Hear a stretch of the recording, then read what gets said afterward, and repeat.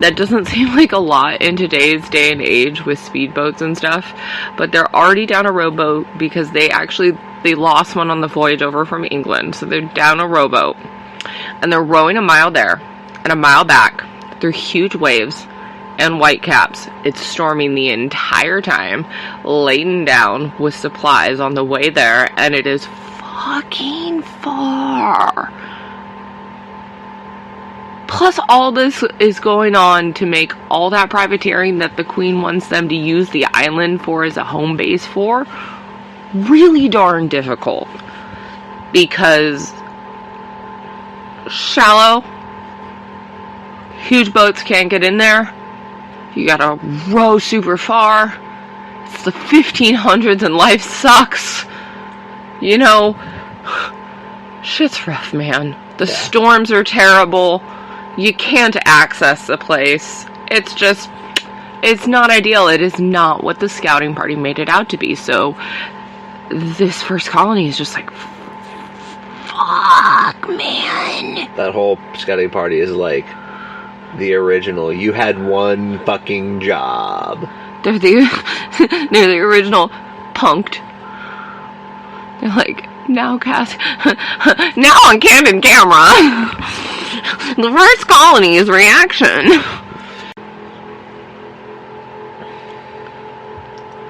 Once they rowed ashore, they realized that the lush Shangri-La that the scouting party had described was not there. Instead, they found incredibly dense forest like they had never seen before in England that housed a multitude of immediately hostile indigenous tribes. So the shore crew are like looking around the island, getting attacked, trying to find a place to build their fort like Amadas and Barlow had described, not finding one readily at hand and getting increasingly worried. They're being assaulted on a near constant basis by spring storms. They're literally up creeks, probably without paddles, because these dudes were having it rough. They think the island is cursed and seriously consider moving the settlement to an entirely new island or further inland.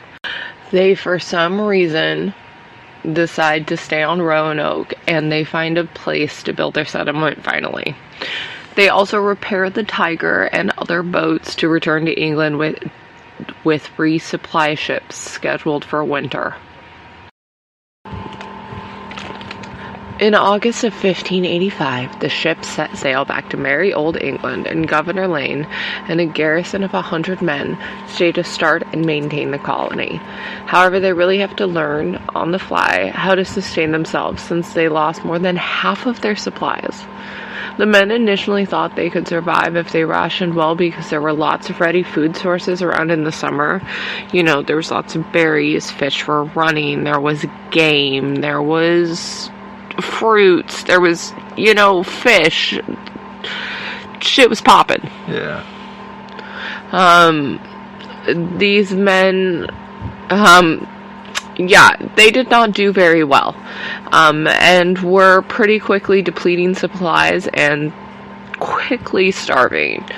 The local tribes of Croatoan and Algonquin natives initially welcomed the men and tried to help them, and because the two men that they had befriended, aka kidnapped from the scouting party, Manio and One Cheese, had come from those tribes, the colonists would have died their first winter without the help of these tribes.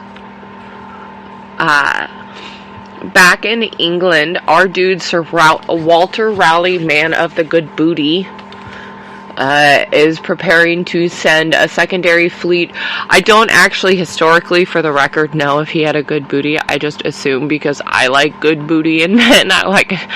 In all my partners, I like a juicy booty. So I just assumed Queen Elizabeth I, in the midst of the Black Plague, was like squeezing dem cheeks. She was like, Sir Walter Raleigh, clap it. But Queen Elizabeth, his boo, orders him to redirect the ships to Newfoundland because she had just declared war on Spain. As one does, you know. To be fair, I don't think he was a boo at that point then. I think she's like his dominatrix. Look, honey, I know you want to do this, but... to Newfoundland! So Lane never gets relief, though, and the first colony radically breaks down over the first winter. Now I'm picturing the dungeons in, 1400s. They're nasty, they're dripping, there's rats everywhere. Dungeons in the 1500s. More padded, more velvet. And that's where all, the key political problems get, fixed. And they're that's where you really see the downfall of Britain. Okay. So, let's bring up John White now. John White drew the first maps of the New World that we have, still to this day, and was the governor of the second colony at Roanoke. He was also a member of the first colony and stayed with and studied the Algonquin tribe on the first colonization attempt. His daughter, Eleanor Dare, was a part of the second colony. Because he was embedded with the Algonquin and teaching them English, he was able to facilitate relations between the tribes and the men when native people started dying by the hundreds due to diseases brought by the colonizers. After 9 months on the island, in March of 1986, the Algonquin made a plan to withdraw all support and stop all contact with the Englishmen. Governor Lane worried about how bad things could go and how dangerous things could get, and ordered the men to separate and live off the land. Sorry for laughing, but it hadn't gone so well in the past. Live off the land for a month until Granville returned with supplies, supposedly in a month-ish. The Algonquins stopped supplying the settlement with food and crops and labor, and then come in one night and take the fish out of the fishing traps they had built for the Englishmen, and then disassemble the traps because the men would have zero idea how to put them back together. Which is hilarious. These dudes cannot hack it, and they are very, very quickly starving. Meanwhile, Manio and One Cheese, you remember them? Uh-huh. Stockholmed, aka assimilated. The two native men that had been taken to England with the scouting party were torn, unsure of whether to continue to help the men they had sort of assimilated with or follow the law of their people. Manio stayed neutral? ? While One Cheese sided with the Algonquian. He demanded harsher treatment of the settlement and a new plan developed. They would attack the colony, kidnap Governor Lane and his main officers, and kill them all. The Algonquian chief also changed his name during this time from Gina to Pumisivan to show how much he distrusted the colonists. I don't speak 1500s Algonquian. I do apologize.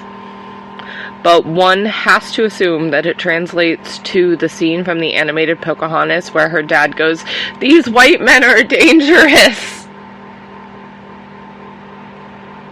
Meanwhile, the colonists had also pissed off the Roanoke, another local tribe. So these dudes are just pissing people off right and left, and I mean, they were colonizers, and they're about to do some seriously effed up stuff, so kind of fuck them. You'll get it in a second. Here we go. The dudes have pissed off everyone. They're out of supplies. They're starving. They have no idea how to live off the land. Supplies are still a month away. If they show up, they're up a creek without a paddle. And they decide that the Roanoke tribe will attack them next. And it's the best course of action they could possibly take was kidnapping a child. To be specific, Skiko, the head of the child of the Roanoke chief. And to be fair, everyone on this island is an ex-soldier of wars that were arguably worse in atrocities and equal to comparable in atrocities to that of, the world wars. I guess that's fair. So, when you think of it like that. So, they were like, it's Tuesday, and we're like, that's an atrocity!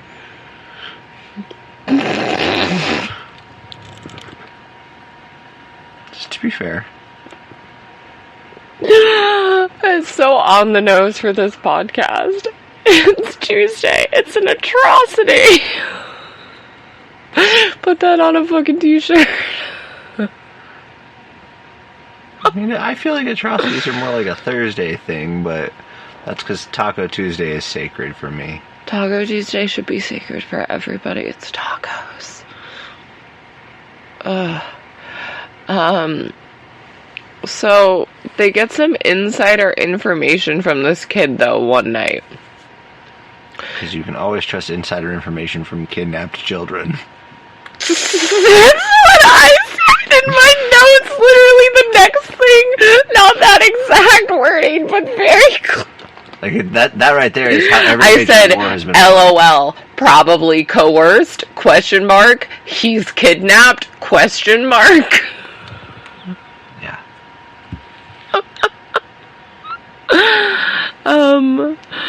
They get some insider, guys, we're air quoting so hard here.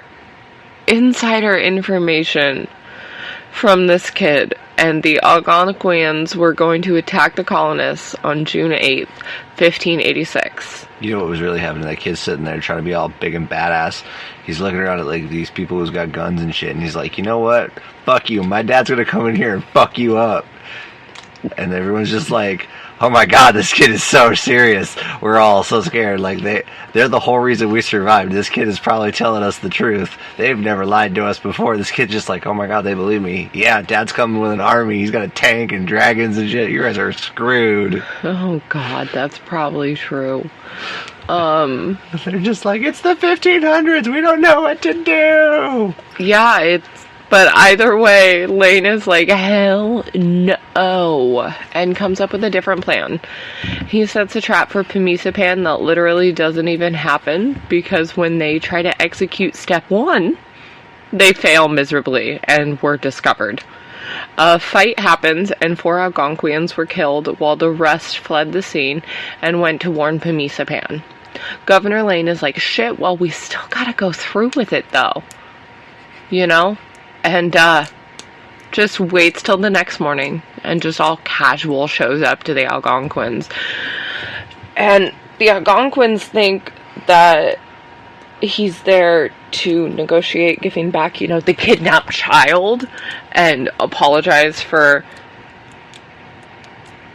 trying to steal their canoes, and they thought it was some misunderstanding, this murder and the kidnapped child, and they welcome them with open arms. Pemisapan's like, let's talk terms, let's do it, we would like our child back.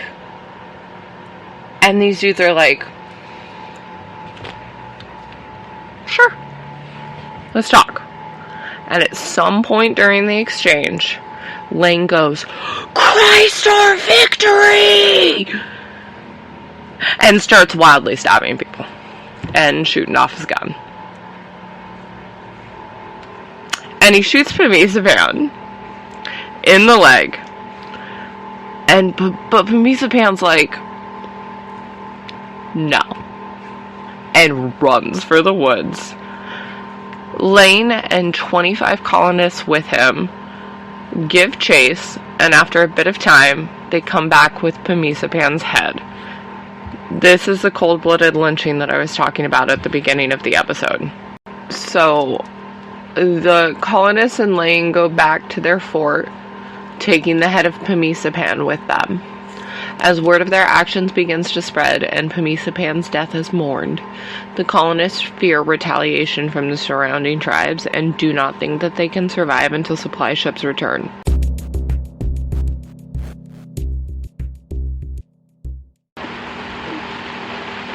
Then